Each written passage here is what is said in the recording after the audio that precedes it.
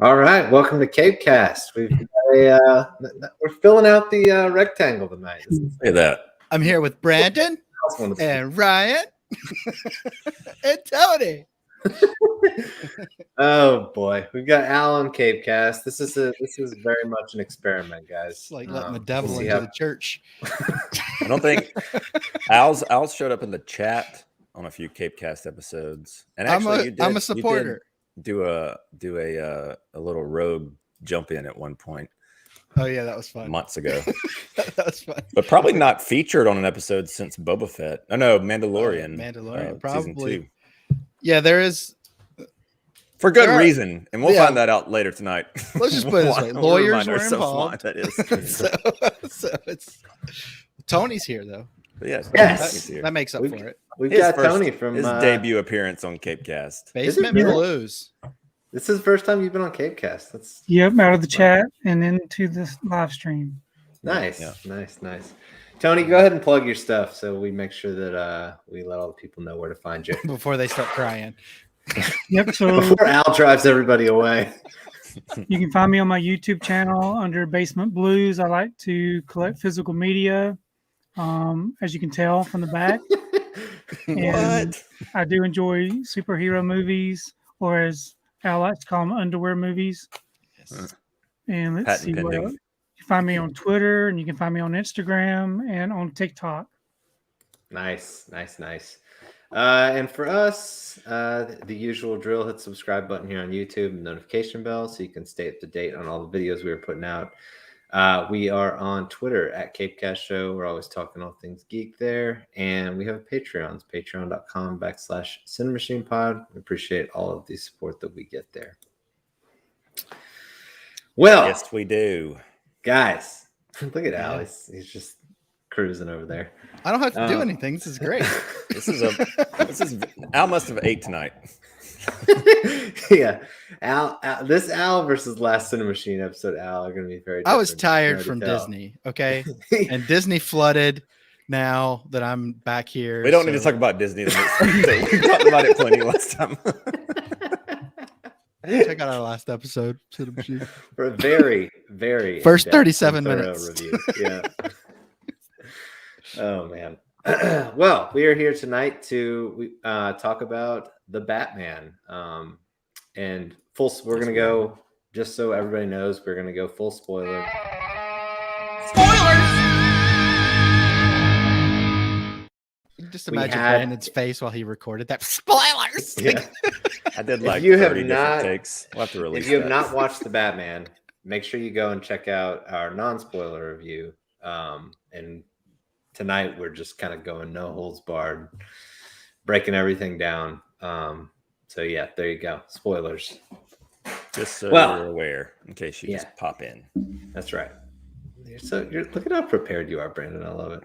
Well, don't want people yelling at us. So. Bring it! The internet can be a very, very dangerous place. Indeed. Yeah, you Snyder cultists. Yeah, that's us. It's what we are. So here's the funny part about that. I love how Nani defends us. They had that was great. So thanks, hats Nani. off to Nani. But the funny thing is, Tony, they got a comment on their non-spoiler review. Some guy called him a Snyder cultist. And now I made a joke in our text the other day, and now they're not convinced it wasn't me. So I am here to say it was not me. So if you are the one that wrote that, that means nothing to me, Al. I know. Yeah, we don't believe you. We need that drop. We need to add a "don't" in front of it. It never will. Liar. I don't think we have that one on this one. We didn't license that one for CAPECAST. Yeah. Well, Brandon, you want to kind of? Yeah, sure. Well, it's been a while since we've done a review, so typically when we do this, we do a little bit of the nitty gritty. So we'll get some of the details out of the way. Like I said, or like Ryan said, we're doing the Batman tonight. It was directed by Matt Reeves, and it released last week, March 4th. It had a budget of around $200 million. Is what's been reported. The box office has been pretty strong, honestly. 128 plus million over the weekend, and 248 globally. And then it includes a cast of, as most of you are aware, Robert Pattinson, Zoe Kravitz, Paul Dano, Jeffrey Wright, John Turturro, Peter Sarsgaard, Andy Serkis, Colin Farrell, amongst others. Yeah. So How the hard was it Batman. for you not to type in Ben Affleck? Like, It's not a good start, Al. Yeah. Not a good start. So just to let everybody know, we've tried to put an over under of how long I'll stay on the show tonight. So funny story. At our screening, the IMAX fan screening, they gave everybody these long Halloween. Halloween. Andy's the got Batman props. issues. Carrot And Top. I asked the little clerk if he had any Ben Affleck versions, and he was like, "No." I was like, "Okay." Yeah. He's dead to me. The guy definitely didn't have time for Brandon's joke. No. No time. Hey, boomer. Did you get that? Like, I'm guessing it was a teenager that said this. Yeah. Yeah. Yes. Yeah, it was.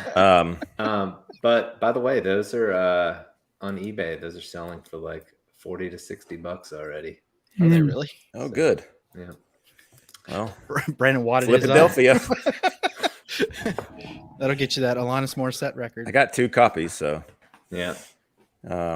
Flip. I've already got mine bagged and boarded. So you can appreciate a plastic bag, Al. Yeah, check out my video. Well, I guess let's here's what we'll do. You ever bagged up a We'll puzzle? go around the horn or general. We'll go around the horn. We'll do some overall thoughts, and since it's Tony's first time, and I feel like he's probably going to be the most positive tonight, we'll let him go first. The pressure. Well, first off, I hated it. I enjoyed it. I do wish that I would have seen the early show, in the morning instead of waiting until after work to go, because I was kind of tired. And it did kind of start off a little slow for me, but I liked I ended up liking it. It was a bit long, but I can see why it was long. Yeah, I liked it. I liked the mood, the feel of it all. So overall, I give it 2 thumbs up. 2 thumbs. Albert. 2 out of 2? You got more than 2 thumbs? Yep, just the 2. Okay. Just checking. I think this movie was pretty okay. I mean, it wasn't great. It wasn't bad. I enjoyed the majority of it, but it has its flaws. It's not my favorite Batman by any stretch. And I see these people like, it's the best Batman ever. And I'm like, okay, hyperbole machine, let's calm down. But it's not bad by any stretch of the imagination. I had my concerns about Pattinson being Batman, being he's a slight man. It was fine. You like Keaton, though. I do. He's my favorite Batman, but as far as movies go, I mean, I can see where the Nolan series are the better. But anyway, we'll get back to this. I thought it was pretty good. I don't want to run out and see it again, put it that way. But I'll probably buy it, like I said the other night. So Nice. Yeah. James says not the best, but pretty close with Batman Begins. Oh, so Batman Begins is James's favorite Batman, I'm guessing by that comment. We'll see. Let us know, James. I'm asking. I'm not judging. I sound judgy all the time. Just gotta clarify. Oh, that's your favorite.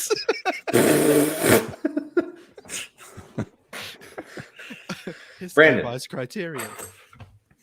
Yeah. So I thought that this movie on its own was a good movie. It's a good, in quotes, movie. Although I do have a lot of baggage coming into this movie, and after seeing it, I kind of just ended up feeling like it was a little derivative of a lot of things that have came before it. I think I used the word try hard in our reaction review, which I still kind of feel fits. But so yeah, it kind of falls short. If I hadn't seen a lot of the movies that had inspired it, namely Seven and Zodiac and the Nolan trilogy, I know that people try to say that it's not anything like the Nolan trilogy, but I can't understand how people think that it's not, because it's very similar. So yeah, I thought it was good. Again, like you guys were saying, like I was saying, it's not something that I feel the need to see again anytime soon. I'll buy it. I'm a completionist, and it's like I said, it's not a bad movie. It's a beautiful movie. There are tons of things to praise it for, but at the end of the day, it ended up just falling flat for me. It ended up being a little samey. So yeah. I would agree. Derivative's a good word, which is not a bad thing. Dark Knight 1A, Batman v Superman 1B. Nice. Yep. Some good picks. Solid. I would say that Ryan approved. Derivative is a good word, and usually that's not a bad thing for me.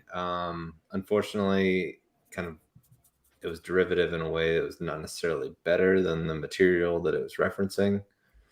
I will say that I really, really enjoyed the first 15 minutes. I was like locked in, where he was talking about his kind of like doing the journaling and monologue, and yeah, it's very really cool. Until they showed the suit, you were fine. Yeah, pretty much. Could you have just stayed the shadows? I heard somebody else talking about that. I think it was Holy Batcast. They were like, when it's covered in a lot of shadows, it looks actually pretty good. But then, it comes into the light, and it's like, man.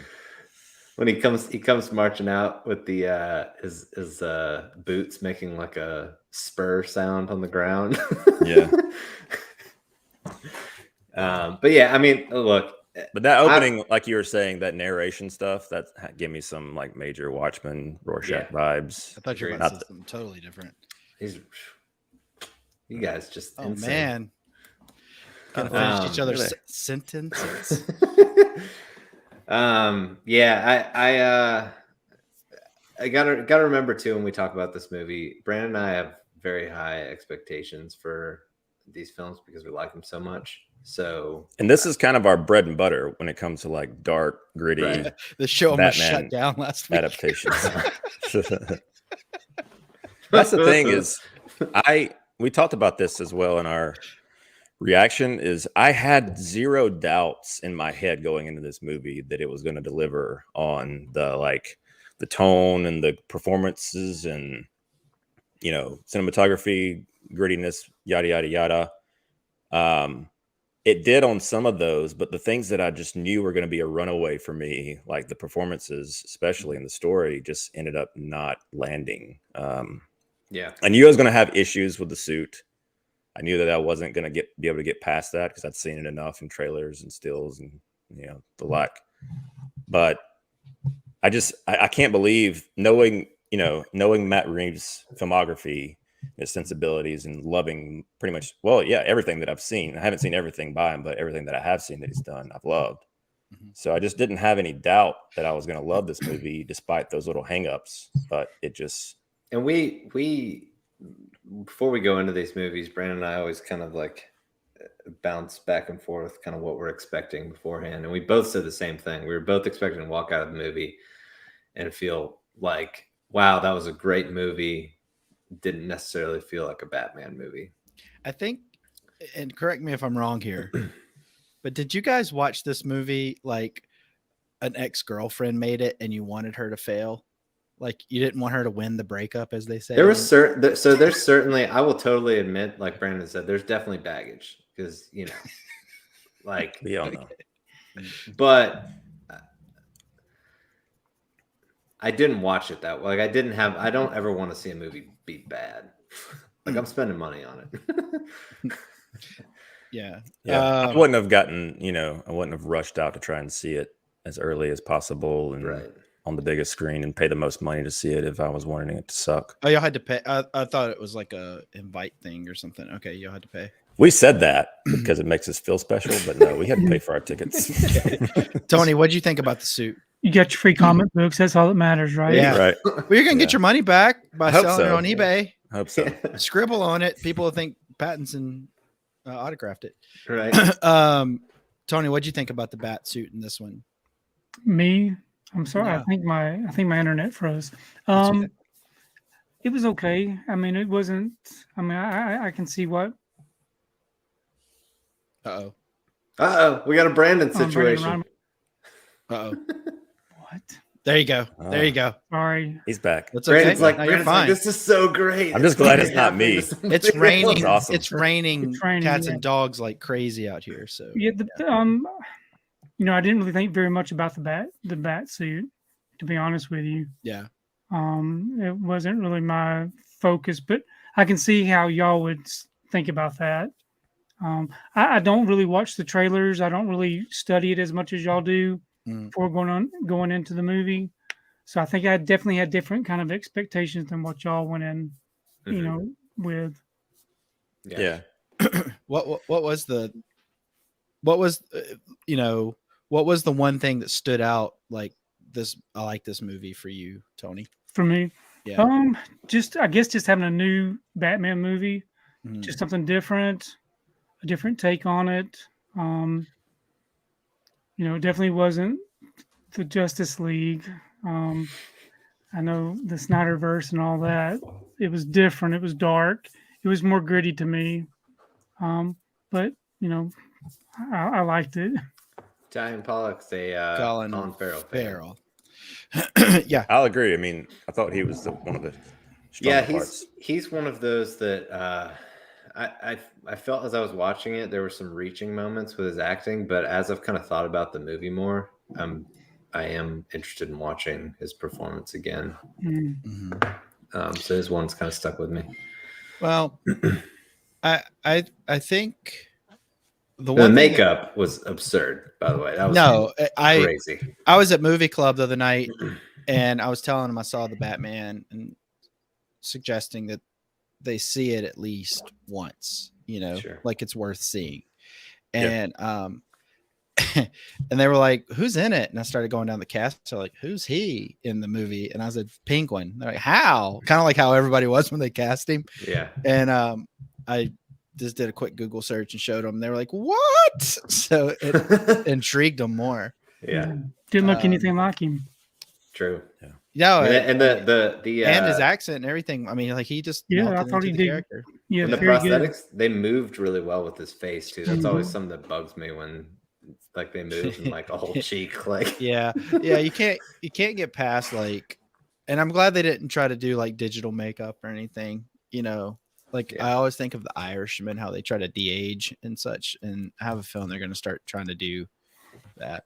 Anyone who didn't like it, the two on the top of the screen. We didn't dislike it.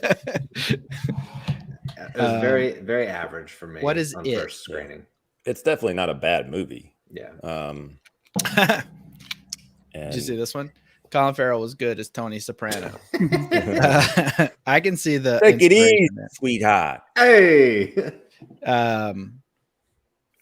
Yeah. I still think, to me, one of the better performances, if not the best performance, was Turturro. I really appreciated him in this movie. I thought that he, although he wasn't center stage in the movie, like, he was more so than the Penguin to a certain degree, but yeah. But I mean, he wasn't like somebody that everybody was coming to see. You know what I mean? It wasn't like, oh, John Turturro's in the Batman, I'm going to see it. But I thought I just like him as an actor. He was solid. He's very good. Yeah. I liked it. 2 days before I had watched Transformers: Revenge of the Fallen, and when he came on screen the first time, all I could think was, I am directly below enemy scrotum. He's up on the pyramid. I haven't seen that one in a while. What are your for good main reason. criticism? So, Brandon? well, I would just say that It wasn't Ben You know, Affleck. well, I mean, That's true, but that was never in the cards, so I can't hold that against him. I just felt like I said at the beginning, I felt like some of the performances, specifically with Paul Dano, who I just had all the confidence in the world upon his casting that he was going to I freaking had nail that zero role. worries about him in this movie. I was excited. He was overacting by just, I don't know. I don't know. And I get it felt like, we've got to really like capture lightning in a bottle for this character, because all these Batman villains are so like iconic. And so he's trying his damnedest to try and just be something special here. And it just never really worked for me. How many times do you think he watched The Dark Knight before? I mean, how many times did Matt Reeves watch The Dark Knight before? Because I don't see the similarities like you're saying you see. I'm not saying they're not there. I just don't see them. I don't remember them. I see the dug into reality. Like it's all leveled on reality. Yeah, I mean, you can't avoid that in terms of the grounded nature of it. But there's a lot of story beats that are similar. And that's the thing. On its own, Dark Knight Rises more than Dark Knight to me. But yeah. What'd you say? Dark Knight Rises, there was more kind of overlap to me than the Dark I think there's Knight, like pieces of each of that trilogy. Yeah. But no, I mean, that was, and then Pattinson, for the most part, he was kind of one note throughout, but not bad. But like there were a few moments that were a little try hard for me. Zoe Kravitz, I could take her leave. I don't think she does much. I thought she was my least favorite in the movie.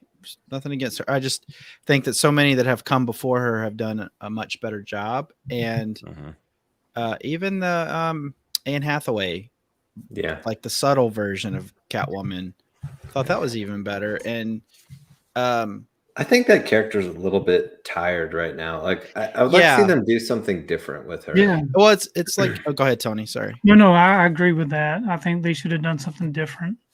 Yeah. It's like every pop vixen, when they try to be sexy, they sing Santa Baby on a Christmas album. And it's like, we get it. Batman and Catwoman have a thing for each other eventually. We get it. Yeah. Yeah. So she's a serviceable actress. She's, whatever. Did anyone buy into the Bat and Cat vibe? No, I felt like she was an aggressor towards Batman. That's what I felt. I felt like she was like, and the thing that threw me off, and this is going to sound so stupid, but this goes right in line with your bat suit thing. The fingernails out of the gloves. Oh. Brandon loves those fingernails. I was like, what's this? And it was like just a little too on the money, like on the nose with the cat fingernails. I was like, oh, come on. Like, I know they're gonna pop off. It's a pet peeve of mine. And I said this on Fingernails? the review. No, I'm not a fan of long fingernails. Okay. So those like stiletto fake fingernails. He gives Melissa fingernail clippers every Christmas. Yeah. Getting a little long there. Yeah. I hold her down. Up. No. Yeah. Yeah, that's just, I can't. Whenever it like showed her like caressing Pattinson's face or anything, I was like, oh, I can't look at it. and some of that like no, I didn't buy it. I don't. So this movie, and this happens in other ways in this movie too. This is super grounded, obviously, but there's stuff in this movie that is so not grounded, like the chummy dialogue between those two, and like the fact, like when he jumps in his flying squirrel suit off. That's the dumbest part of the movie. Off the building and like goes headfirst into a bridge at 150 miles an hour and gets up like holding his back. Yeah. Yeah. He should have been splattered on that bridge. He's got a leather helmet on. It's grounded. It's just, I don't know. I have a problem with it's grounded when it's convenient. Well, it's one of those things where you can't really do a grounded superhero anything. If you're gonna do these things, why are we trying? Like, yeah, I mean, I don't know. I think the movie Super did it all right with Rainn Wilson. Have you seen that, Tony? Super with Rainn Wilson? Yeah. Have you guys seen it? I've seen it once. Oh man. human page. I don't know what the name is anymore. So anyway, that movie's funny, and I think Kevin Bacon's the bad guy in that movie. So James but anyway, I think that's the most like grounded because he's so bad at it. he's just so bad at it, but he doesn't really have superpowers, but Batman doesn't either. So yeah. I don't know. Yeah, I don't know, but to answer that question, I just, like I said, it was just kind of samey. It just like everything that it was doing story wise felt so. I was like, times like these, I like to pop up with a nice Wolf Cola. Nice seltzer water by Polar. Nothing brings closure like a refreshing Wolf Cola.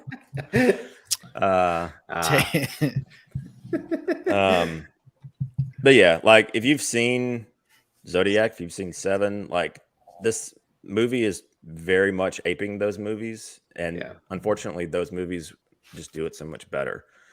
But that's I was never really like the story beats. I was never really like invested. Like I tracked with everything, but I was just like I was never really surprised by the mystery element of it. If I mean, it's a corruption story, and it's revealing corruption that's been done so many times with the Batman canon, and it just, like I said, it just didn't. It felt like. It just felt derivative. I mean, you're dealing with a character like the Riddler. Matt Reeves, and obviously part of it's due to COVID, but spends 5 years on this movie. He probably has an idea before that. He's a great filmmaker, great storyteller. This movie's 3 hours long. It's 3 hours long going into it. I was expecting some more like something a little more kind of billed as a psychological thriller, and it just didn't really have any weren't really any twists. Didn't have a lot of that. Not anything that was profound, at least. Well, and the only thing that they did that weird misdirect with Thomas Wayne and the Riddler there at the end, and I don't know, it's just like that whole does he know who I am? No, it's cool. He doesn't. Woo! And I said this the other night on CiNEMACHiNE. I said this the other night, but I seriously thought they were going to be like, they knew each other as kids, and I was going to be like, this is the dumbest crap I've ever seen. And it did seem like they were teeing that up. They were, it felt like it, and I felt that way before they showed the picture of him in the newspaper. The goofy kid with glasses was supposed to be the Riddler, and I was like, oh god. And then so they were asking what my criticisms are, what our criticisms were. Mine were the length of the movie. A lot of fat in this movie. Could cut a lot of it out, and I hear that from a lot of people that are talking about this. Even if they love it, a lot of people, not all, but a lot of people are saying it could have been a little shorter. It's a little bit long. The other thing is, I didn't like how they kind of besmirched the Wayne family a lot in this movie. Because from what I remember as a kid reading comics and such, like Batman comics, is that's why Bruce ends up being Batman, because of the great example of his father, and I understand blah, blah, blah, this, that, and the other. And people have tried to make political things out of it. I don't care about all that. But what I'm saying is that just as far as the story goes, it really didn't add anything to the story to change that for my personal entertainment. Well, and one of the things that I've mentioned on our non-spoiler review is this movie did not have any none of the heart in this story landed with me. The Alfred and Bruce relationship, there wasn't enough time to have that developed where that hospital scene, like I didn't care when he grabbed his hand. Well, I have a feeling that'll be developed more in the Reeves, and the Bruce Wayne stuff, like what you're talking about, what they did with those characters doesn't go to helping you feel sympathy for anybody. It's more of just like a dark animosity. Selena Kyle is now more brooding. Selena Kyle is now the love child. I mean, See, I don't mind like taking liberties with I do. the history of Batman as long as it, it pays off and it makes sense or it's cool or whatever. Like I'm not beholden to anything particular like that. But which is why I don't care if there's a story reason that Batman kills. I'm fine with it. Like I can take any kind of take as long as it's if there's a reason behind it. So that stuff didn't necessarily bother me. And if there is any kind of like emotional, or throughput in this story, I would say that I could give it credit for would be the young boy that's like the mayor's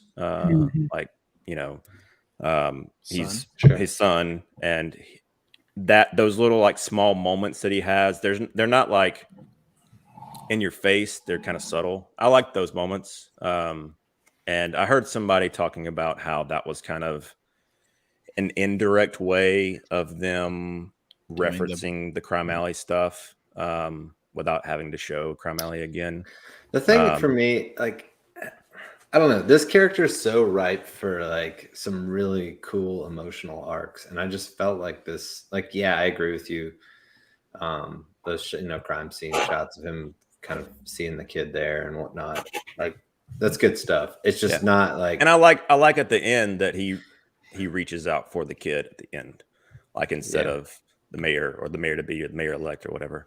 I just think that like that stuff's great, but I just don't think that like that's enough to really. No, I don't think so either. But I'm just saying to be fair, I think that those little moments were good, and I like the intention behind it. Sure. And that's the thing. Like I was saying this the other day to Ryan through text that I listened to an interview with Matt Reeves, and it was a pretty extended interview, and just gritting your teeth the whole time. No, I mean, I really it's similar to how I felt about the commentary with that Ryan Johnson did for Last Jedi. Like I listened to that commentary, and I had a better appreciation for what he was trying to do with that movie.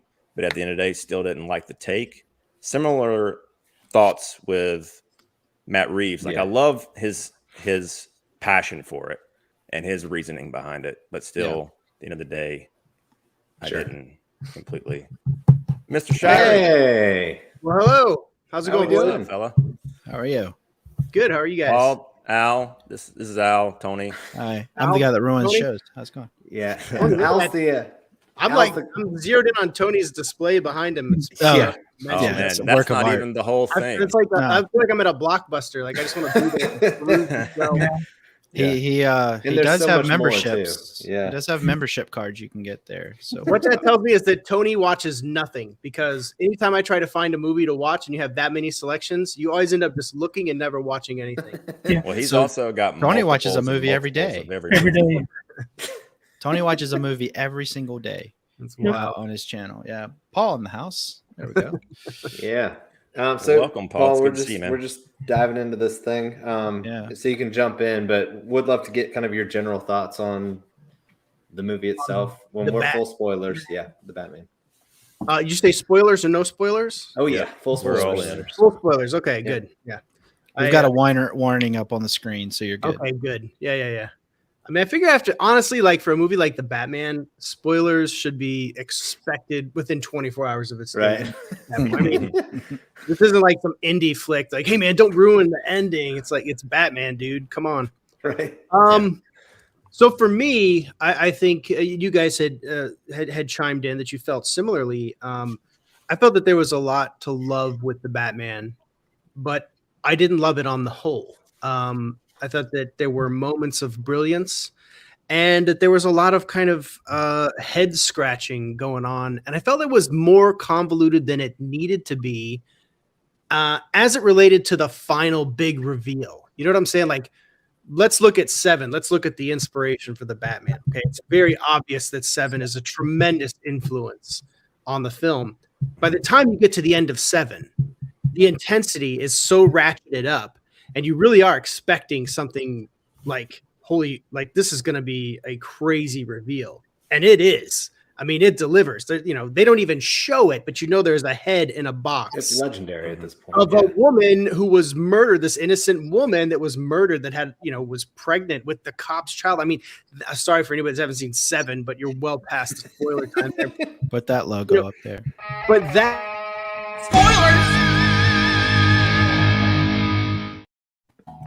There you go.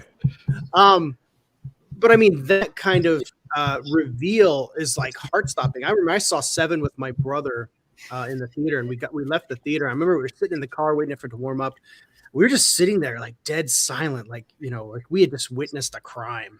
You know, with the Batman, I understand this is a comic book film, but when you're trying to ape something like Seven, your reveal had better be massive. Yeah. And what it felt like to me was kind of like, oh, you're gonna blow up the seawalls and you're trying to kill the mayor. Okay.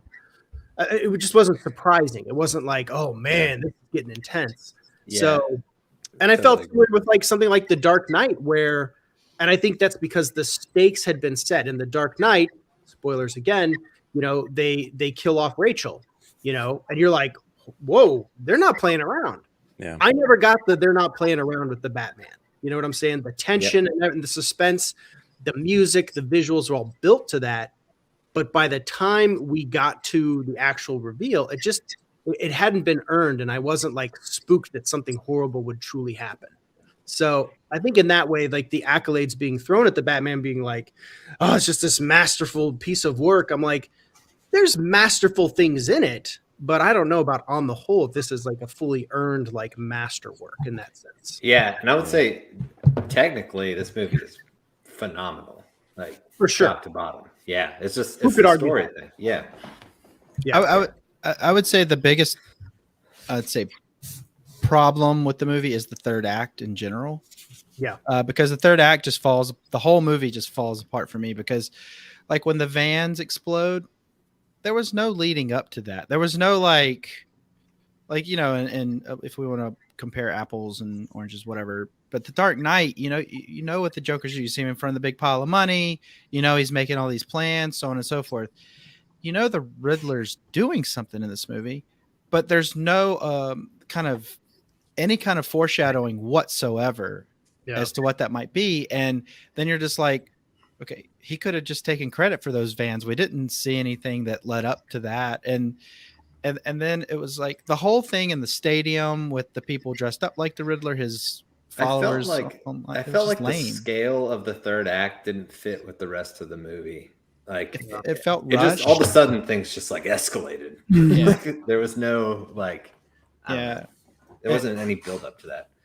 I don't know. I thought you have to ending was wonder what kind, because you know they shut down production for a good while, and there was a lot of like, I'm sure, think tank moments where I think Reeves has even said that he kind of like used that time to kind of rewrite things and improve upon and that kind of thing. So you have to wonder if they saw, okay, maybe we do need a more action driven sequence toward the end of the film, because it seemed like by that initial fandom trailer, which was essentially the first act of the film that they showed, that what that first chunk of principal photography was, seemed like they were shooting kind of in order. So it could lead to one to think that maybe that third act was a later, you know, addition, change, modification, that kind of thing. But I agree with you, Paul, man. I never had that like on the edge of my seat, like interest. Like I was never like, just like waiting to see what was going to happen. I wasn't moved by any of the reveals or the twists and turns, and you know, any kind of like, there wasn't really any kind of like loss in the movie or big character moments, in my opinion. So and that's what I expected and wanted and figured I would have. You know, I never imagined that, you know, based on the build up to this and based on the pedigree of Matt Reeves and that kind of thing, and the cast especially, I didn't have any doubt that those things would land and work and be there. But for whatever reason, it just didn't for me. So yeah. In our show, I will say, Troy was talking about the maybe sound issue in their theater, and we saw an IMAX, and I will say everything was very punchy in our. I thought the sound design, sound mixing was great. Yeah, and that's a big pro on my end as far as the sound design, score, the very like kinetic hand-to-hand combat, like that style, I thought was really, really well done. Everything was very raw. Yeah, for sure. Tony, did you have any criticisms of the movie? I think just the length of the movie was my biggest criticism. I thought it was too long. It kind of drug until the very end. Yeah. But, definitely had a few like checking your watch moments for me. Yeah. And even the theater reaction after it was all over with, it was so quiet. Nobody really. Yeah, I was quite all right with that. I don't want clapping. I mean, I know I'm just go to a movie like it's a funeral. Cry after if you have to. Shut up and don't make it about you. That's typically though. There's some shut up something, you know. And Paul, this is why we don't let him on CAPECAST. Shut up. Stop clapping at movies. Nobody's gonna come out and bow. Settle a bet for us, Paul. Are you a pro clapper at the end of a movie or a no clapper? Not necessarily you, but are you okay with it? I mean, so I'll answer both parts. I'm not a clapper, really. I don't think I ever haven't. Maybe when I was a kid. I don't really care. It doesn't really bother me either way. I'm kind of really, it's just whatever. I will say this: I do love the theatrical experience. So when a movie earns that audience reaction, I love it.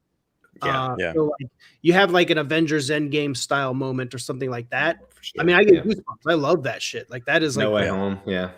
Yeah. Like, I mean, that's what makes the theatrical experience so amazing. Like, I saw Batman '89 in theaters when I was 12 years old, and there was absolutely it was a community experience. It was every seat was packed. Everybody was just, and we had no Batman movie at that point. '89 was it. It was like everybody. I remember like it was palpable in the theater. Everybody was like, man, this is before the internet, before social media, before all that stuff. You're like, we ain't even seen this guy yet. A little bit, but everybody was just like on pins and needles waiting to see what was going to happen. And it was a great theatrical experience. So I got in trouble at the '89 Batman. So you got in trouble?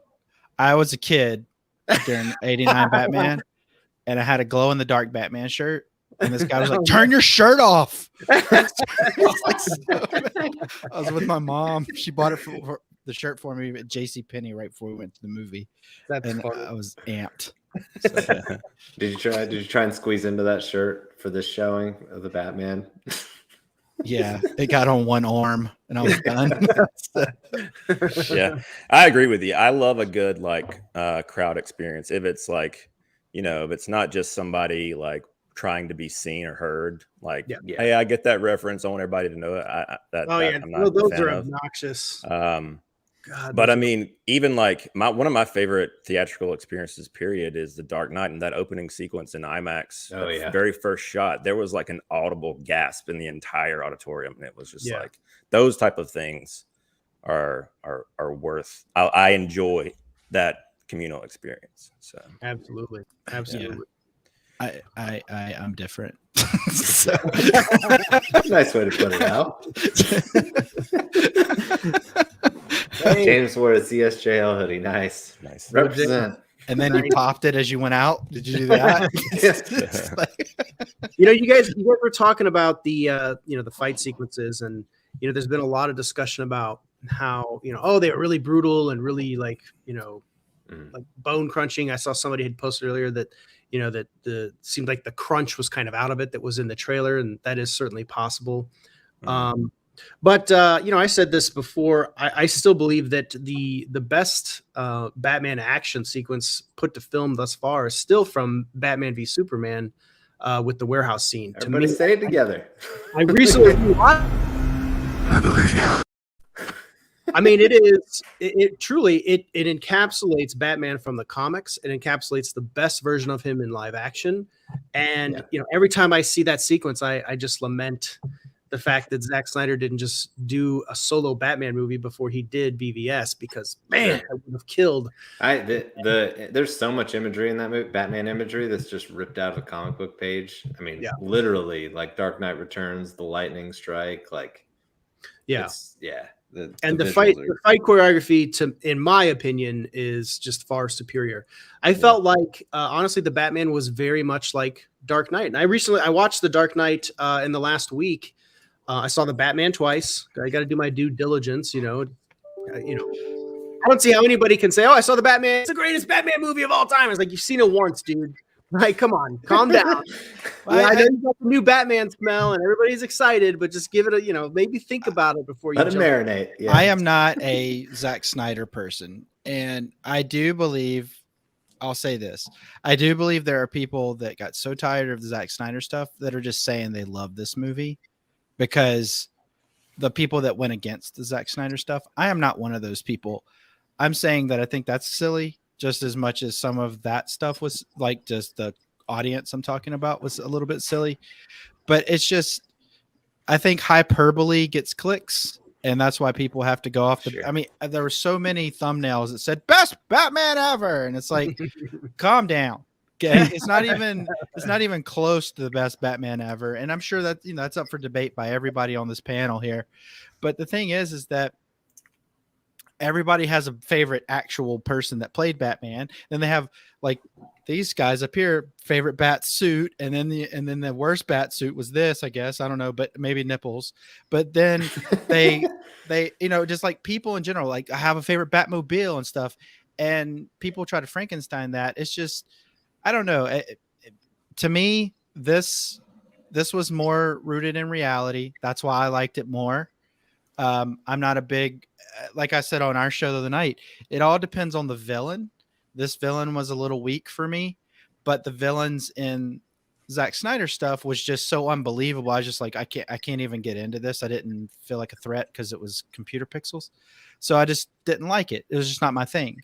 But I think people are so pushing this because they're pushing against all the Snyder release Snyder cut and all that stuff. And I joked around with these guys about that, but I think it's silly to get so up in arms. It's a movie, people. It's a movie. Like, calm down. It's a movie. It's all art.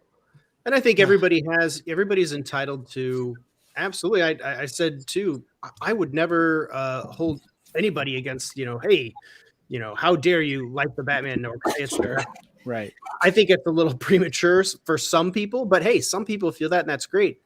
And when I was leaving the theater after seeing the Batman the first time, I went to the fan screening on March 1st, and I was walking out. I brought my son with me. My son is 12. I was 12 when I saw 89 Batman. Oh, that's pretty cool. And as I'm walking out, me and my son, we always talk about the movie we just saw, and he was like, he asked me first. He's like, "What did you think?" And of course, like, "Oh, I like stuff. I did. I didn't love it." And I was like, "Well, what did you think?" He was like, "I loved it." And, he was telling me the stuff that he loved. And, I'm sitting there, and it was the first time that it dawned on me as like, well, 89 Batman, I was 12 years old. That was my first Batman. That meant the world to me. It was hugely influential. This is the first time that my son at 12 has seen a Batman movie in theaters, not like Batman v Superman or Justice League or anything, but a solo Batman film. And it dawned on me, I was like, this will be his Batman movie. And so, and you have to you got to give credence to like that next generation. And I absolutely do. Like, these guys are going to walk in, guys, girls, everybody that's, experiencing the Batman at a younger age. This is going to be their Batman, and that's okay. It's totally cool. And you know what? 20 years from now, when they reboot this thing again, if not sooner, it'll be another generation's Batman. And that's what's so enduring about Batman, is he's a character that just continues to still inspire. Like, had we walked out, my kid was like, "Oh, it's freaking stupid. Like, I hated it." Then it'd be like, "Oh man, Batman's losing his grip." But that's not the case. Got a new fan at 12 years old. So it's a big deal for the franchise on the whole, for the character. I was surprised when they told me that it wasn't getting any backlash. I don't really keep up with the underwear movie scene, and so then when they told me like, "Oh no, it's not getting any backlash," that they were saying that they were in the minority, Brandon and Ryan. And I was surprised by that, to be honest with you.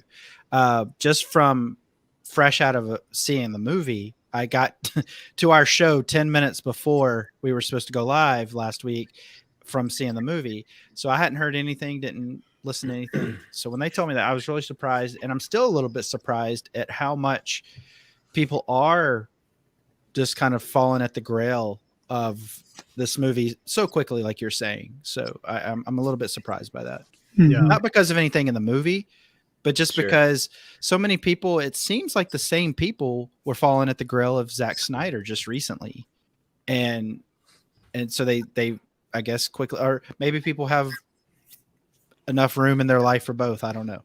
That's the thing, right? I think it just depends on kind of, what kind of, I guess, baggage you come in with. Like if you, especially with this movie, like I was saying, with how like heavily inspired it is by other movies, not just Batman movies, but like the David Fincher stuff that we mentioned. Like if you really admire and have seen those movies, not that you can't enjoy this movie if you've seen, but I wonder the people that do find this movie very impactful. I wonder what their association to those previous films are, because when I watched this movie, I'm like, yeah, I mean, it's cool, but like Fincher did it better, Nolan did it better. Like I enjoyed those versions so much better, and think they just were, in a league of their own compared to this version. It just seems like mimic, or like a subpar version in comparison. Not that it's a terrible version or a bad version, but just like, okay, it's like, it's kind of an imitated. The Joker was the same idea, though. It was not as, I mean, it's not a bad movie, but it's not anywhere near the masterpiece that Taxi Driver is. And I know Brandon feels differently. I would disagree, but that's just me. But it's another thing to where I didn't grow up and watch that movie. I watched Joker first and then went back and watched Taxi Driver, and I just felt like, yeah, I can see how it, uses that as inspiration, and is kind of like that movie with a Joker skin on it. But I just felt like there's so many things that they elevated, like cinematography and score and performance bases, like, with Phoenix. And I have a bias towards the Batman lore, so that's another hook for me. So for me, it worked better. Yeah. What on what topic? Everything. We said a lot. Just life. Just go ahead and end it out. See feet swinging in front of the camera.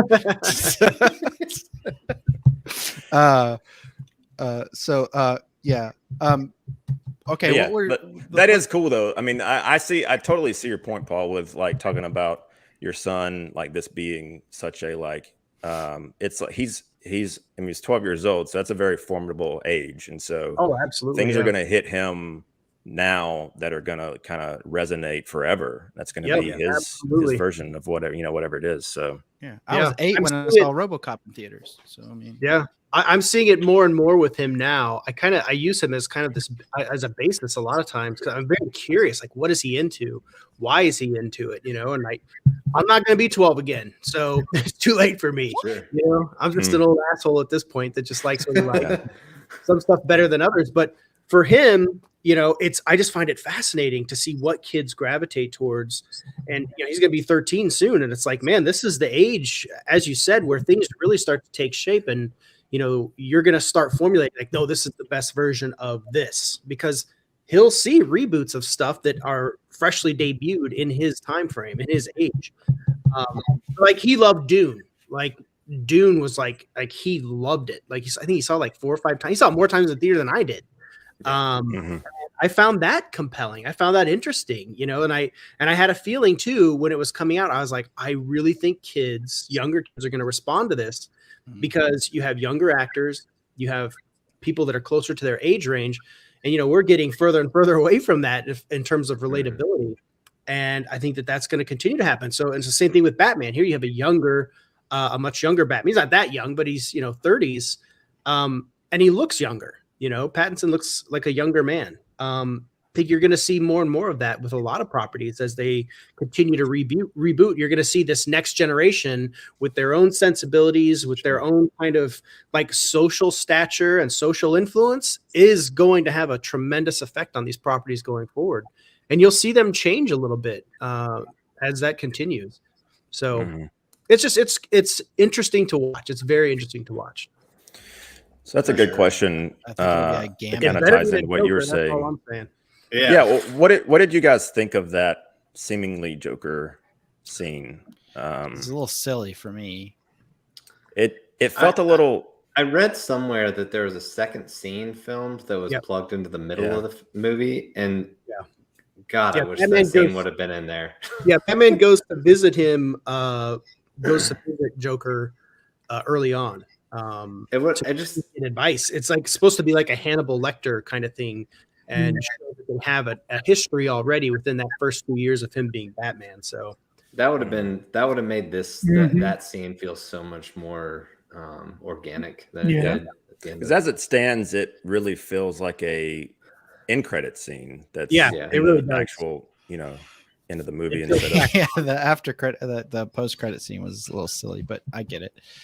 Yeah. Now I didn't do. even stay for it for the I'm- whatever the Yeah, post Brandon credit. was like, "I'm out. I'm just." Did I'll be in the anybody else? I bathroom." know Ryan and I didn't. Al said he did. Tony, did you stay for the actual? Yeah, I Post-credits. did, but I couldn't even Jeez. tell you what it was. I do it's not. just, it's just a link to Rada Lada Right a website. lot, yeah. Yeah. That's all it is. Mhm. I will say this. I know Ryan and I are partaking tomorrow in the purchase of the Batman vinyl for the score. Very excited about that. Mondo has a special edition. Probably should have And told it everybody. is pretty. Yeah, it's It is beautiful. very We're pretty. good. Mondo does a great job, but the score stood out to me, and it still had hints of old scores, Batman scores. Definitely did. Yeah, it almost the score. This is how I can best explain the score. It felt like it was the score from the '89 Batman done in the style of the Nolan Batman scores, and that's what it felt like to me. Some of the same kind of music styles, but I enjoyed it. Brandon said he's been listening to it pretty heavily without the movie surrounding. I it. just I no, almost- I haven't. I turned it on today once they announced. He turned off the Creed to turn that Mondo. on. Because I was trying to remember the score. I obviously remember the two notes, the main motif that they use, and they use it a lot throughout the movie. But I was trying to I wanted to listen to it isolated, and I think there's some good things there, and I think that's probably one of the stronger things for me is the score. The score actually, at times to me, felt like more Batman than the movie I was watching, which was a little bit, I don't know, it was a little bit weird for me. It didn't.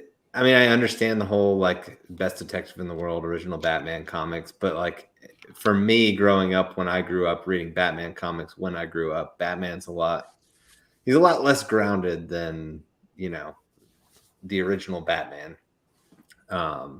So it just felt like I could picture that. I could picture that main theme in BVS, for instance, the sequence where he's introduced in BVS, where the girls are down in the prison and the cops are upstairs. Yeah. I don't know. That was a Minute weird- marker 27. It's That might be accurate. Go check it. I Let's love all watch it and find out. I actually love the score. It sounds like I might have loved it more than you guys, but I felt it was an actual character in the film. I feel like Yeah. without that score, I don't know what else it would have been.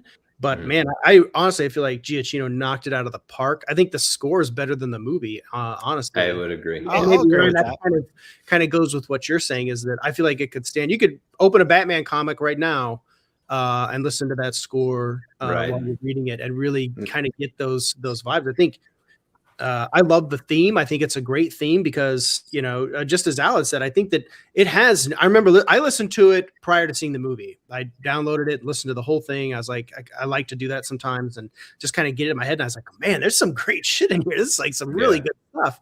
And I really liked the thematic elements. I thought they were really great. I wish many times, I wish it was in a better movie.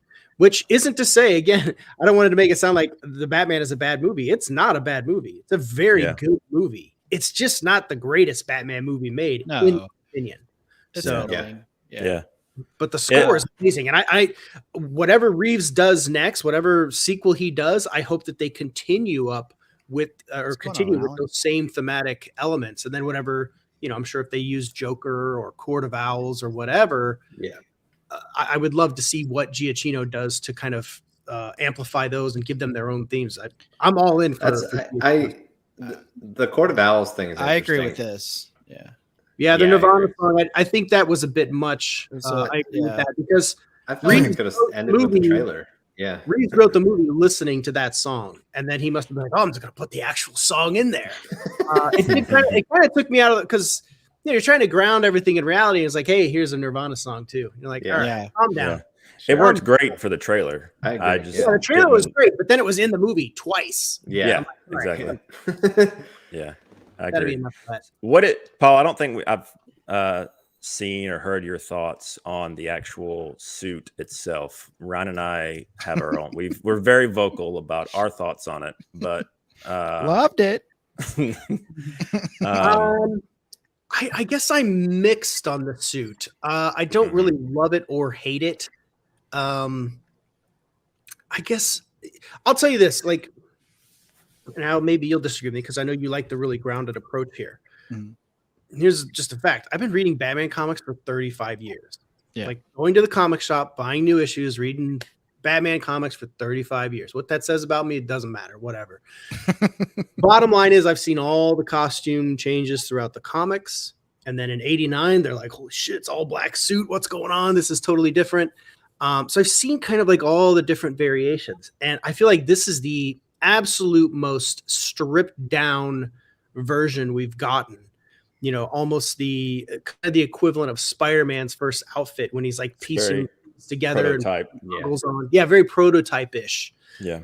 And that's what it felt like. I'm getting tired. I'm worn out of this grounded approach shit. I like grounded stuff sometimes when it calls for it. But let's just be honest. Nolan did the grounded Batman. Like Nolan did it. Like it was done. And I know that was heavy on Reeves, or he was like, man, I gotta surpass, what Nolan did. I gotta make my own way. He's like, I'm gonna go even more grounded. Right. And to me, it's kind of like, I don't know that was the right direction to go. I like comic book characters are so fantastical. Like I don't understand the need to like humanize them to this Let me level, explain it to you. I don't know. It definitely felt like the medium ground between what Nolan did and what was kind of rumored to be what Darren Aronofsky was going to do with Batman. Yeah, just like totally like stripped down, like this is real. But the thing is, Reeves tries to do this thing where he's like, no, this is grounded, this is real. I'm like, oh yeah, like real life where we put contact lenses that just identify people immediately from a database. Where you jump off a building with a flying squirrel suit and smoke it's a bridge like at 150 miles an hour. Yeah, exactly. One thing to say, hey, I'm doing this totally grounded movie, but then also, just kind of picking and choosing when you're going to like really stretch it. I just don't think it's really fair to say, oh, it's grounded. It's like, dude, you're making a comic book movie. Let it be a comic book movie. You don't have to make it as crazy and wild as a Schumacher film or, some of the more wacky elements that are in the comics. But I feel like there is a good middle ground where you can embrace the comic booky aspect of this stuff. That's what it is. That's the source material. Whether you like it or not, it's a bunch of like 30, 40-year-old dudes that created these characters, and they're, weirdos that dress in costumes, and there's like crazy stuff that goes on in these worlds that they create. It's okay. It's a comic book. That's what it is. I appreciate Reeves' artistic vision and his desire to make something his own and kind of take a property and spin it a little bit so that it's different than what we've seen before. I'm tired of the super grounded stuff. I love, like, to me, the 89 Batman, the design of Gotham City, that is the kind of Gotham I want to see. It's like not grounded in reality. I don't want to see the craziness that is Schumacher's, because that place looks unlivable. McDonald's. Something that makes you feel like, wow, this is Gotham. And I love the fact that they shot in Glasgow, which I've been to Glasgow, and it looks like Gotham City. But then they're like, well, we're going to shoot in Chicago too, and we're just going to like. But all it looked like is that, oh, you shot in Glasgow and in Chicago, and then you just intercut. Right. There's no consistency there. I think I the best agree. Gotham is in Batman Returns, personally. Yeah, I mean, that's the same kind of, It is, but I mean, that was more soundstagey and such like that. So it's just, I don't know. I think there is a middle ground, like you're talking about. That's why I gravitate towards the 89 Batman. That and I was 9 years old. But Yeah. it's just one of those things that I enjoyed it because it had both. You know, the Joker was wacky and fun, and Jack Nicholson, and I know that's cheesy now in comparison to Heath Ledger. I still enjoy it, but you had a pretty good middle ground, and that's why I think Tim Burton still needs great kudos for starting all of what everybody loves nowadays, because otherwise you would have spandex for real and you'd be able to see every superhero's nipples. So I mean, it's kind of funny how he gets kind of put on the back burner and lumped into the Schumacher. But I know Tony knows this. He just ordered the what's the Zavi or the steelbooks. Mm-hmm. They didn't even release. They put out these fantastical steelbooks of all the Nolan, all the Tim Burton, and they didn't even put out the Schumacher. They just like, nope, we're not doing that. It's like with nobody's gonna buy 'em. program. That's like when they did the Ghostbusters thing, and they're like, No, they just 2016. put out the 2016 version. Like, They're nope. like, and then finally, like after everybody, when I say everybody, like 3 people threw a fit, they're like, fine, we'll give you a digital code. Like, shut up. Yeah, I've got a digital code that I can't get off of mine. Yeah, we're not putting this back to press. Like, this is what we're putting out. Yeah. So I think, you know, I would just like to see an embrace of the more fantastic stuff. I would like to see a more kind of like something akin to the Arkham games in terms of that style, which feels gritty, but not necessarily grounded. You know what I'm saying? Like, it can be gritty and cool and have all of the comic book elements without it being like Joel Schumacher. And I feel like everybody is still paying for the sins of Schumacher. And Schumacher was just trying to make a fun movie. Like, I don't like hold a torch against the guy. Schumacher made some by amazing McDonald's. movies. Yeah, McDonald's forced the hand of Schumacher in that. So he's a good filmmaker if you go watch some of his other films. Oh, he's a diverse more than filmmaker. made up for his Batman sins.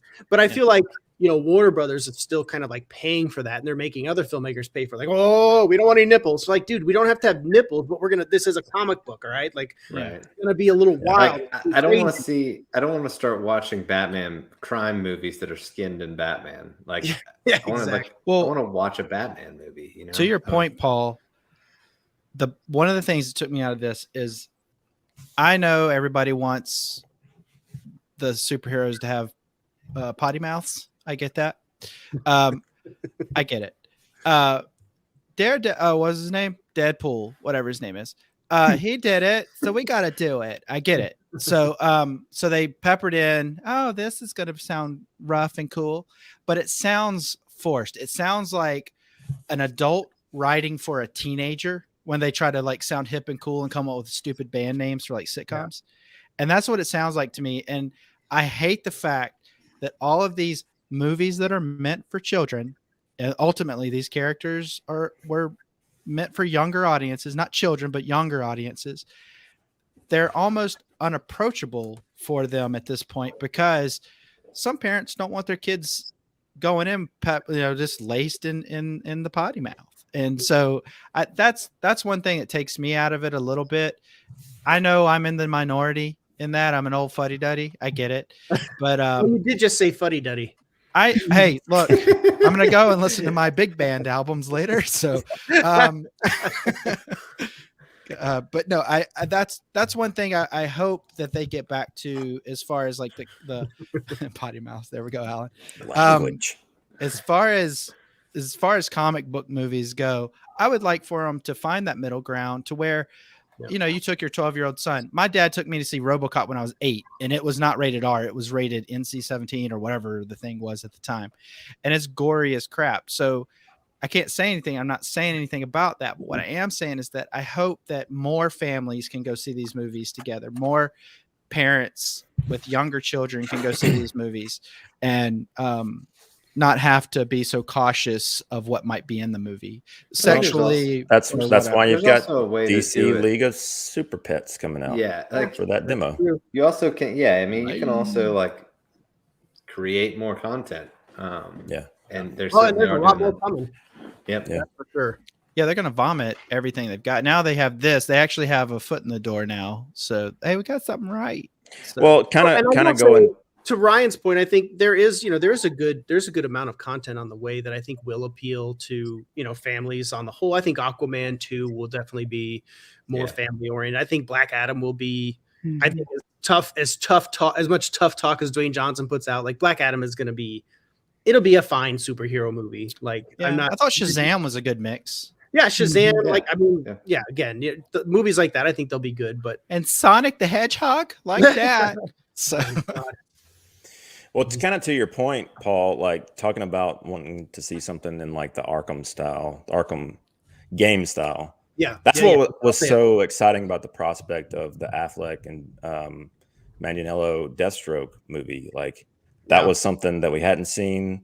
That talking about like doing still having those grounded elements, but also injecting some of the more like the super aspect of it, super soldier type stuff. But and even like what was teed up at the end of Snyder's Justice League, like that kind of like seeing like Batman with these metahuman type characters is stuff that we haven't really seen a lot. Seen it yet on live action.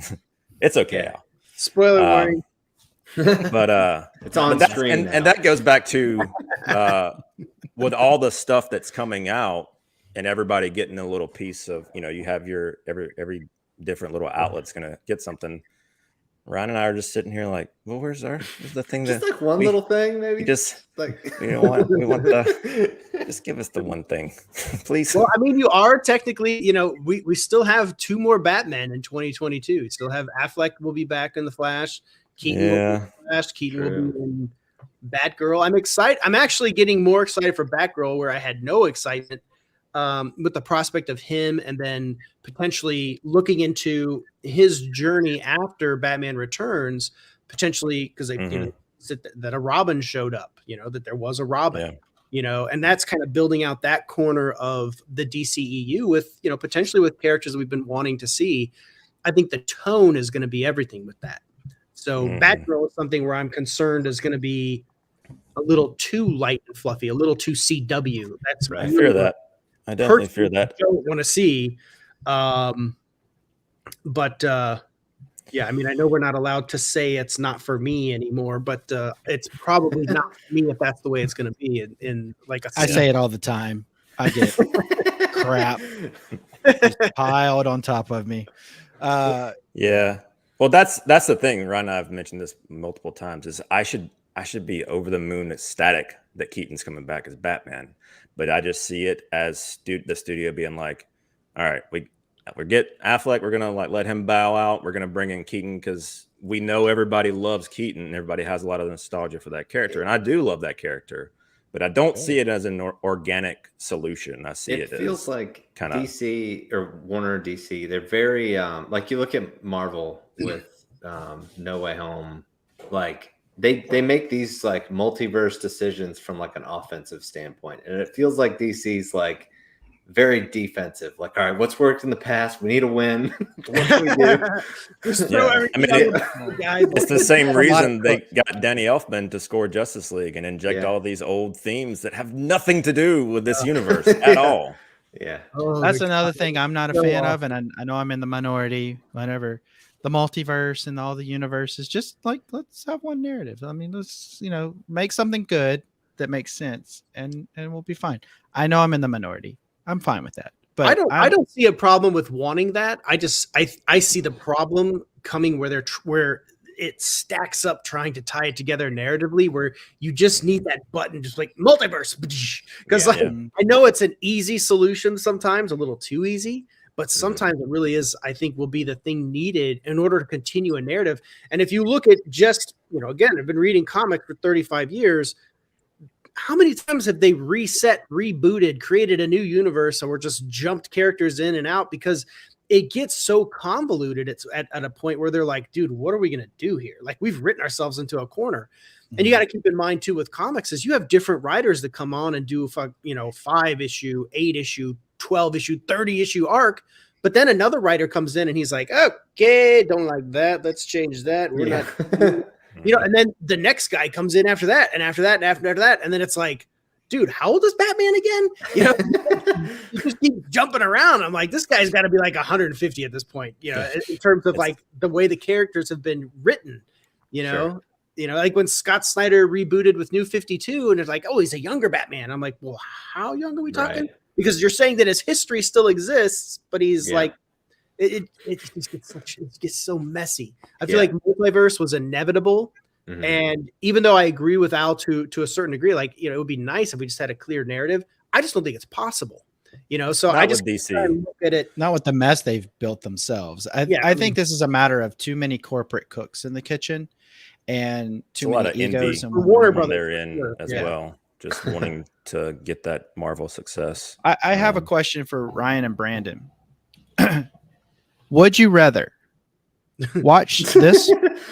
Would you rather watch this movie ad nauseum, back to back to back for 24 hours straight, or play the Oscars game for 24 minutes?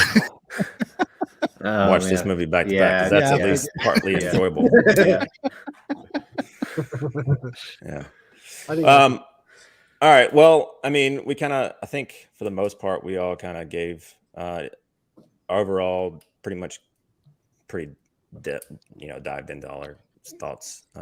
Does anybody have any like last things they want to say about it? Any kind of like sequel opportunities they see as far as, or maybe what they would want to see? I will say, and I know there's been some kind of talk about it recently. I am intrigued by the Court of Owls stuff.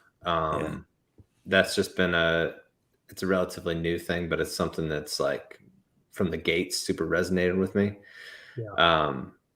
And I feel like in this world that might be something you could tackle. So that's definitely something that I would be interested in seeing.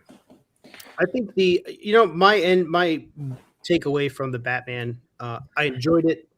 I didn't love it, but I feel like it set it laid a good foundation to make an outstanding sequel that, you know, and I felt the same way. Like, I'm one of the people, I think The Dark Knight is better than Batman Begins. And I think that a lot of that came down to Nolan established a world. He established the characters, and then you toss in the Joker, forget about it. Yeah. I think, you know, bringing in and exploring Court of Owls in this universe, I think would be amazing. And I think Court of Owls is primed for live action treatment at this point. I think it's reached kind of the zeitgeist of almost getting to the point of being a household thing, or at least a question like, well, what is this Court of Owls thing? Video game exposure. I feel like Court of Owls is primed, and if Matt Reeves isn't thinking it, then there's a problem there. But I'm sure that he doesn't want to just do, if he's, you know, so dead set on not repeating what Nolan has done, then he's not going to make the Batman, the Dark Knight version. You know, I think the Joker should absolutely be the villain, but I think that you should weave Court of Owls in and show that they are what they are, which is, you can't defeat them. The Court of Owls cannot be defeated. They are embedded in this Legion. Yeah. You know? And I think exploring that aspect would be fascinating. I think that is something that they really could have paid off and earned in a Batman movie, when I was talking about the suspense and buildup, where it's not just a bunch of vans blowing up. You know, this is a whole organization that is so deeply rooted, but at the same time also very comic booky, you know, with the masks and all that other stuff. And then you have I forget his name, the owl character that came out along with Talon. You could introduce Talon. I think that would be a fascinating thing. People are like, holy, who is this guy? Like, I was just thinking that there. I was like, seeing Talon on the big screen would be pretty badass if they did it right. And then just introducing that mythology into the Batman world. I think that would be pretty riveting stuff if done right, of course. But I do think that wasting time on a third tier villain would be a mistake. Like, oh, we're gonna do Clayface in this one. I'd be like, oh my god, Clayface, or like, no, I'm gonna do Solomon Grundy. I'm like, come on. People want to. This is the truth, and I know you guys feel it. Everybody wants to see the Joker. Everybody wants to see Batman square off with the Joker, because that is his villain. That is Batman does not play better than when he's fighting Joker. Only if you get the Joker right, though. Yeah. Well, But I mean, they that's haven't really. I mean, outside of Jared Leto, which is arguable in terms of like, have we really seen his full performance?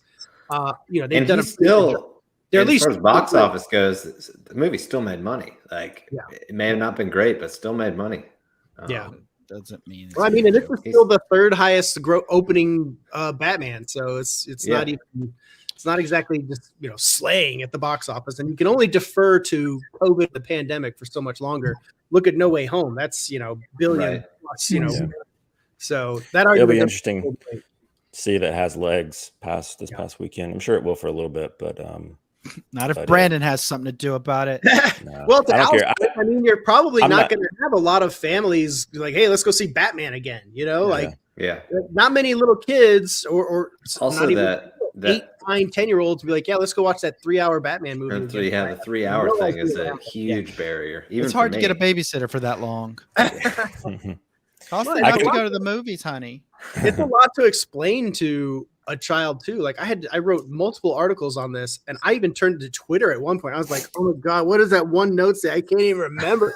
Like I felt like it was homework. I was like, there was Yeah. so much I had to keep track Yeah. of. Now I'm like an expert. I'll tell you every freaking note and everything. But it's like I spent like more time on that than some of like my college essays, and the payoff wasn't really worth it. I'm like, oh, that was it. That was a stupid ass clue. Yeah. Like, whatever. So.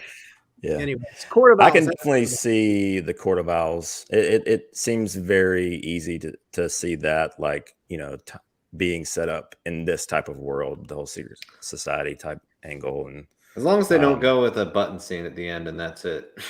Like the Yeah. Joker. I remember a lot of people thought that that's what they were Court of doing in Owls this one. tease at the end of the Batman would have been much better than Joker. Yeah. They Yeah. could have had that Joker scene that they deleted, and then rather than bringing him back at the end, have a Court of Owl tease. I think that would have worked way better Yeah. in terms of setting up a sequel. Because then you already have Joker set up. It's like, oh my god, Joker exists. This is great. And then you could have a Court of Owls tease of some sort. Right. Something where it's like, Falcone was nothing. He was our puppet. You're Mhm. like, oh man, look at that. Because everybody built up Falcone as like, the boogeyman. Yeah. But in reality, if the Court of Owls exists in this universe, that's the real boogeyman. No doubt. Could be cool. Tony, Al, you guys got any hopes, dreams for a sequel? No. Al's like that they don't make one. No, I like this movie more than you guys did. I don't have a problem with the costume. The cowl looked more like a kind of an ode to the TV show to me personally. Yeah, it did. Yeah, it did have like kind of a 60s feel to it, right? It looked The nose. yeah. So Well, nose piece was very the annoying best to part look of at. this movie, I'm gonna say this, and I said this the other night, but I'll say it again. The best part of this movie was when the Batmobile revved up. Yeah. Oh And yeah, you just had to wait. No doubt. That was the best part of this movie. I agree. And I could watch that on repeat. I think Pattinson needs to be forgiven by anybody that doesn't like Pattinson at this point. I think this is a different Batman, but I think he did a fine job as an actor. And he's doing a pretty good job of promoting it, being the suave, cool, collected guy he is. He's more Bruce Wayne promoting it than he's Bruce Wayne in the movie. That's Yeah. true. Well, Yeah. the one thing when Skarsgård dies, I was like, oh, he and his wife died in a Batman movie pretty much the same way. So that Yeah. took me out for a second. I thought that was kind of lame, but He gets again, hung I up don't. on really weird things. I do. Well, he's also avoiding the question that I asked him. Do I have any hopes for a sequel? Yeah. I think there will be one. That's all I can say about that. I know that there's all speculation. I'm not going to get all up in arms. I think it would be neat. I don't know how they would ever do this, but I think it would be neat to somehow ground Poison Ivy in reality. I always liked that character in the comic books. And I just remember going to church camp and having one of the comic books with her on the front of it. And I just thought that was the coolest thing. There's But, there's a lot of villains that could, like Brandon, you mentioned, kind of like Mr. Freeze, liquid nitrogen kind of deal would work for this world. Like Cryogenically freezes himself. So somebody had mentioned, and I know that Reeves has talked about wanting that he would like to do a Mr. Freeze, but somebody had mentioned what would be really cool, and I agree, is this is kind of going into the No Man's Land territory, although Riddler was the main villain for No Man's Land, but he's locked up now. I think it would be really cool if they did like another snow-covered Batman movie. I think that would just be awesome. Yeah. Like, like Batman Returns, was so great in that environment. I would love to see Reeves do kind of a winter-themed Batman movie like that in this like frozen over, Gotham, because winter is coming. Everything's frozen. I think that this really opens the doors to do that. Maybe that's his intent. I don't know, but man, that would be freaking cool. I would be. That's one thing that I thought that they were going to have, and this was more of a Halloween look and feel to it. Like since you got one day, that was it. Yeah. But alas. I don't know. I'm looking forward to buying the vinyl tomorrow more than I am seeing this movie again. I'll say that. Is that fair? I will probably listen to the score more than I will ever rewatch this movie. So I will. I won't join you in vinyl, but I will join you in listening to the score. We're more pretentious, so I will say so many vinyls. I have so many, but I never listen to them. I don't have the equipment for it. I don't really mess with it, but I have a bunch of them. But yeah, my address is. I mean, I may as well. I mean, they just sit on a shelf at this point. Like, I will say that I am more excited to rewatch this movie than I was after I watched the first time last week because of what we talked about tonight. Because Paul and I and Tony talked you into it. Totally. Have you guys only seen it? Have you and Brandon only seen it one time? Yep. Yeah, we saw it at the fan IMAX thing on Tuesday. Yeah. I highly recommend a revisit. Okay. I think you should go see it with me. I took my son with me again to do he was like, yeah, let's do it. Let's go again. So I did the revisit, and I'm not going to say that it resolved issues per se. It made the movie, I understood it a lot more in terms of like, they throw so much at you. Yeah. It's a tough watch in that way, but I think that you will definitely come to a stronger conclusion as to how you feel. And after it was over, I was like, well, it's almost unfair. I'm a Batman nerd. I'm a comic nerd. It's been reading this crap for forever. Of course I'm going to come see this movie again. Of course I'm going to give it another watch. Like, it's almost like my duty is like, just have to. But I don't have any intent to go a third time. So it'll be on It's the 3-hour runtime. Yeah, that's the only thing. I don't want to hear anything about that. You guys have seen the Snyder Cut 4 hours long. But we love that movie. That's kind of the point, though. But I'm just saying, you can't worry about a runtime. I think the runtime stuff, I don't have any problem with longer movies. You're going to see more of that, I guarantee you. Yeah, I generally do. Yeah, if it resonates with me, like, I don't care. Ryan loves The Green Knight. Loves it. Yeah. I'll watch a 6-hour movie if I love it. I've got a 9-hour movie from Criterion. I probably won't love that one. Float it over to it's well, you look at old Hollywood. You think movies like Gone with the Wind and things like that. Like, that was just the standard. Movies were very, very long. Lawrence of Arabia, all these, they're great movies. I don't have any problem with long movies. I think it's great. I honestly, like, a lot of times I'll watch a 90-minute movie, like, that's it. I'm wasting my time. Like, they put no effort into it. And sometimes 90 minutes is perfect. I think that, the runtime just has to be earned. And I think with the Batman, 3 hours is not earned, because I just think there's a lot of stuff that could be chopped you'd never miss. I agree. Yeah. You could just, we didn't even need that. It was kind of just an indulgent scene that really did nothing. Or it led to like a misdirect that wasn't earned or something. Yeah, exactly. But like, dude, you want to make long movies? Go for. I like Zack Snyder's Justice League. I don't care. I love I love that there's that much that I can dig into, and with everybody into streaming now, like how probably everybody here at one point has started watching a show. You're like, dude, let's watch another one. Then you're like 3 or 4 hours in. And you're like, I can't believe we just watched 4 hours of this crap. But you do. I lost a wife. If you're into it, you will. Lost a wife. No, you can also gain a wife that way too. You just got to find somebody who wants to watch all that. There you go.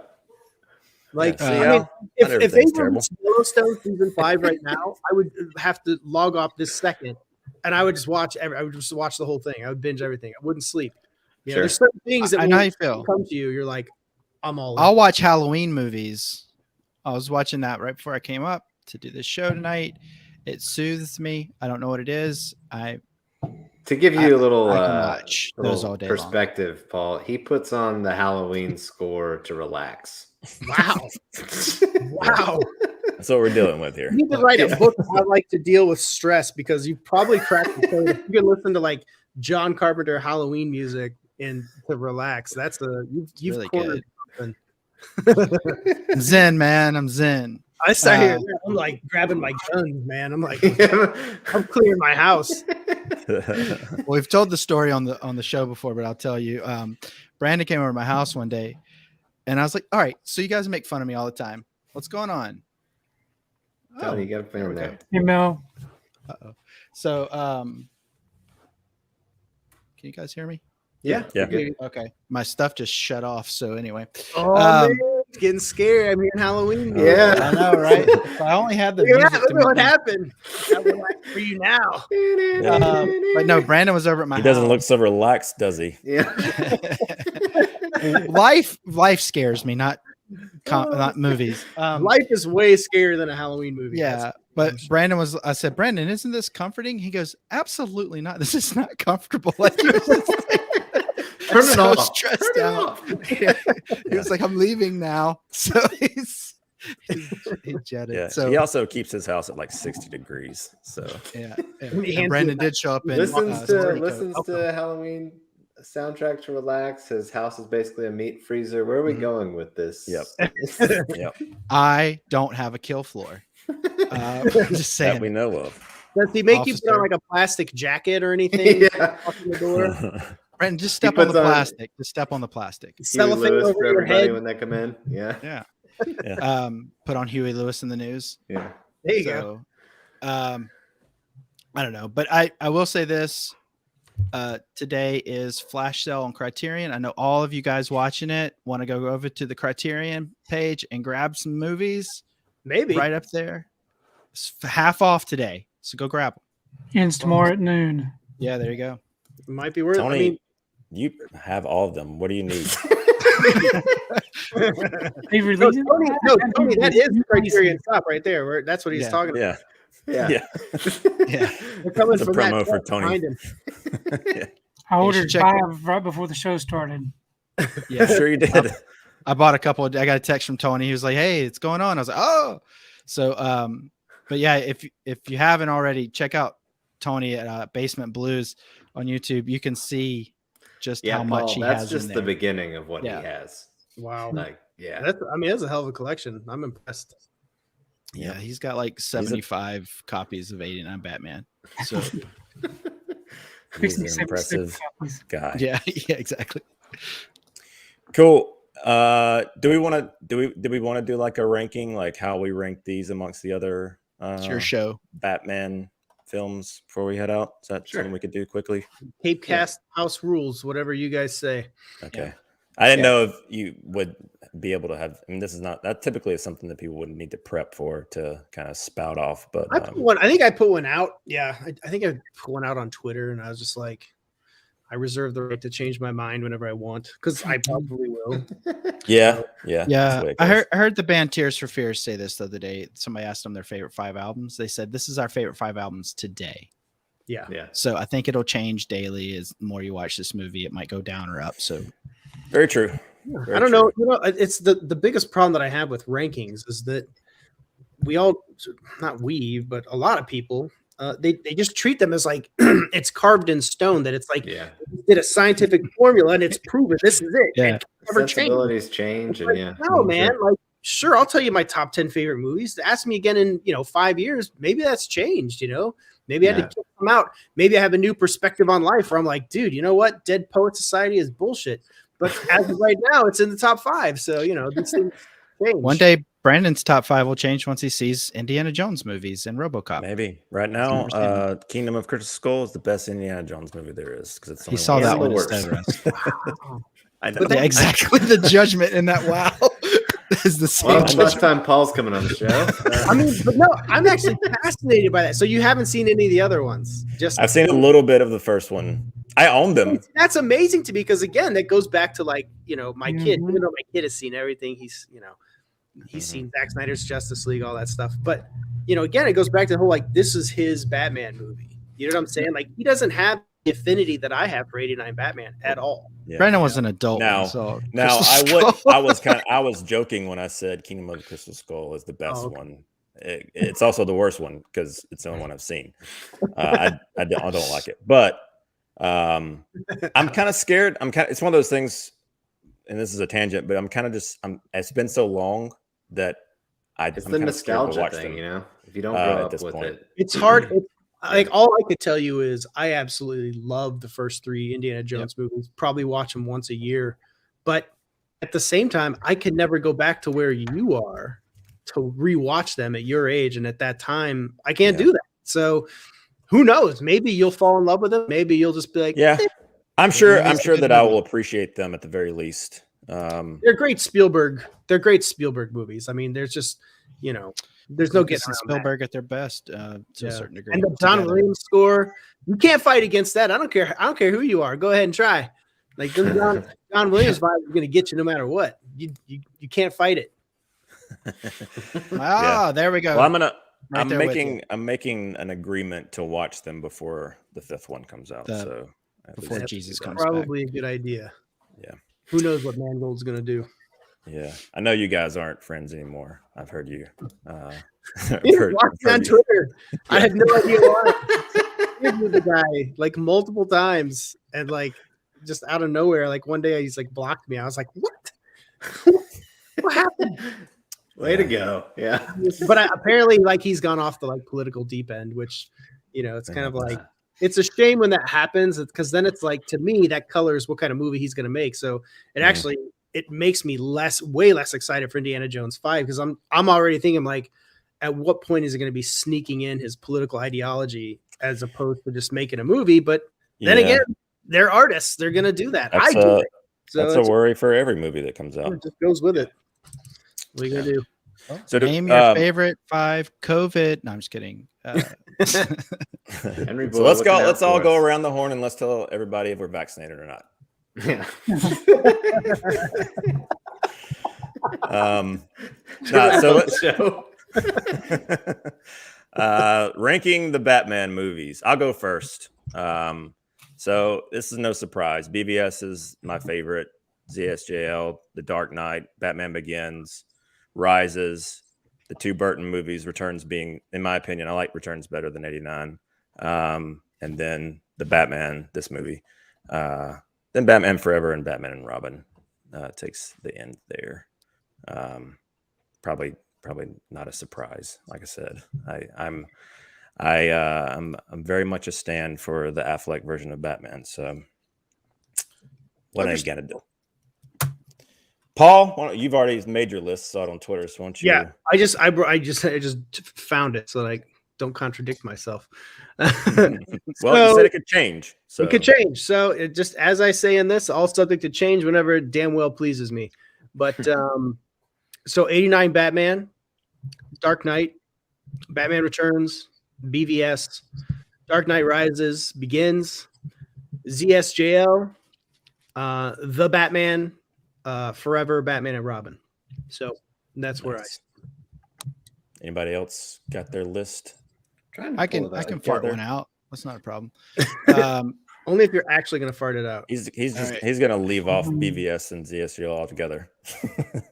I have not seen ZSJL. You have seen Justice League though, theatrical. I did see Joel, yeah, and I thought that was poopy. It was a stinker. With you. But not for the reasons you think it was a stinker. Hey, look, guys! All right, woohoo! Big comments. It's like it's stupid. I think they're a member of our Patreon now. Yeah, I think so. Well, the things they want us to do for their money is ridiculous. Not their ginger. So I would say if we're going, well, you went top to bottom, both of you. Yeah, okay, best so to worst. Best to worst. I'm going to say 89, Rises, Dark Knight. I'm sorry, 89, Rises, Returns, Dark Knight, Begins. I didn't see the Zack Snyder others. Oh, I saw BVS, and that was where Brandon What and I about, decided we can't see movies. Brandon told me I can't watch movies with him anymore. so Forever and Batman and Robin. that's at the Other very ones bottom. I'll even put that below because It's interesting that you said Rises, because most people. I like that say movie that. way more as far as the story goes than I like the performance of the Joker more, but I like Rises as a story more. And I thought I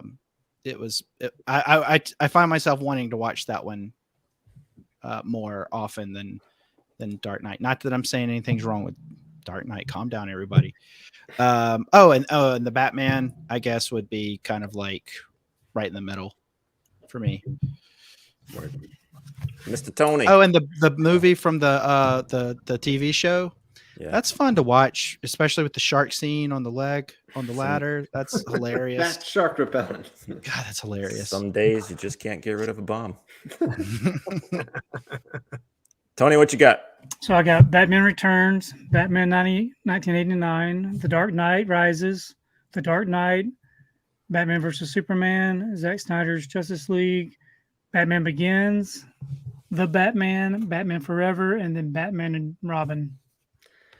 See, it seems like a lot of times when people are listing when they actually take the time to think about this, Batman's just only better than the Schumacher films, right? Like, I don't think I've seen like a 1 to 10 list where it's like the Batman is up at the top. I've seen people, like I said, hyperbole saying it's the best. It's better than the Dark Knight. People are quick to do that, but when you sit back and actually think about all the Batman movies. Man, I just came up with that. The new Batman smell. That's what it's just like when a new Star Wars movie comes out. People just say stupid shit. Like, it's so good. Oh, it's the best I've ever seen. I'm like, really? Rogue One's the best Star Wars movie? I don't think so. Yeah. No, it's not. So I've got 1 Batman vs Superman Ultimate Edition. Number 2, Zack Snyder's Justice League. Number 3, Batman Begins. Number 4, Dark Knight. Number 5, Dark Knight Rises. Number 6, Batman Returns. Number 7, The Batman. Number 8, 89. Number 9, Forever. And number 10, Batman Robin. Preposterous. Just stupid list. Wait, so Batman is better than 89 Batman? It is for me. I don't know. Like, stupid. I'm just kidding. Did you one up Brandon by saying BVS Ultimate Edition? Did you like? It's important. All right. Those in the know. I'm glad I wasn't the only one that noticed that. Punch the Ultimate Edition. It's true. It has to be noted. That's my mistake. I agree with Ryan. So, I mean, the Ultimate version is the superior version of that film. Yeah. Brandon was trying to lobby for me to see Batman versus Superman through the same prism he saw it at one point, and he sent me a version of the Ultimate. I guess it was the Ultimate Director's Cut, whatever it was, and I was like, "This is awful," and it was just like breaking his heart even more. I should have known better. It's like friendship over. I think it's the better version of the movie, but honestly, I think that it has some of the same problems that the Batman has, is that it shouldn't take 3 hours to tell that story of Batman v Superman. I think that's one of the problems I had. And the fact that it has to be the Ultimate Edition is the only one that makes sense. The theatrical version leaves out scenes all the that Lex Luthor stuff so convoluted. How do you leave that out? It doesn't make any sense for the movie. It's like perplexing that the cuts that were made. Yeah. But I just don't think it needed 3 hours to tell that story. That's the only problem I had with it. See, that's I would have watched 3 hours. It didn't need to be 3 hours with what they were telling. Yeah. I think that's just an instance where, even though it is 3 hours, I track along with it, and I'm not like, oh man, I wish this would hurry up, or I'm checking my watch. Like, and the Batman, I was checking my watch. I probably checked it 2 or 3 times throughout the movie. Well, and the Batman has it's a small circle of characters. Yeah. You know, BBS, there's a multitude of things going on. With Batman, it's like you're dealing with about 5 or 6 main characters at any given time. That's it, and it's pretty condensed. So it gets a little humdrum. Yeah. Very true. Well, listen, everybody, thanks for coming on. Appreciate you taking the time to jump on, especially Tony and Paul.